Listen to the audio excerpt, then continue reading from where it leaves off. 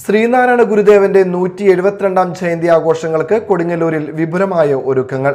ജയന്തി ദിനത്തിൽ രാവിലെ 9 മണിക്ക് യൂണിയൻ ഗുരുമന്ദിരത്തിൽ ഗുരുപൂജയും സമൂഹ പ്രാർത്ഥനയും നടക്കും. ശ്രീനാരായണ വൈദിക യോഗം ഭാരവാഹികളുടെ മുഖ്യ കാർമ്മികത്വത്തിലാണ് ചടങ്ങുകൾ. വൈകിട്ട് 4-ന് മുഗൾമാൾ പരിസരത്തു നിന്ന് വർണ്ണശബളമായ ജയന്തി ഘോഷയാത്ര ആരംഭിക്കും. നിശ്ചല ദൃശ്യങ്ങളും ടാബ്ലോകളും വാദ്യമേളങ്ങളും കാവടികളും അണിനിരക്കുന്ന ഘോഷയാത്ര തെക്കേനടയിലെ നവരാത്രി മണ്ഡപത്തിൽ പ്രത്യേകം സജ്ജീകരിച്ച ശ്രീനാരായണ നഗറിൽ സമാപിക്കും. തുടർന്ന് വൈകിട്ട് 5:30 നടക്കുന്ന സമാപന സമ്മേളനം യുവജനക്ഷേമ കായിക രജിസ്ട്രേഷൻ വകുപ്പ് മന്ത്രി അഡ്വക്കേറ്റ് ഒ.ജെ. ജനീഷ് ഉദ്ഘാടനം ചെയ്യും.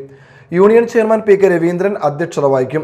യോഗം കൗൺസിലർ ബേബി റാം ഭദ്രദീപം തെളിയിക്കും. ജയന്തിക്ക് മുന്നോടിയായി നടന്ന ശ്രീനാരായണ കലാസാഹിത്യ കോൽക്കളി മത്സരങ്ങളിലെ വിജയികൾക്ക് സമ്മാനങ്ങൾ വിതരണം ചെയ്യും. വിവിധ മേഖലകളിൽ മികവ് തെളിയിച്ചവരെയും ചടങ്ങിൽ ആദരിക്കും.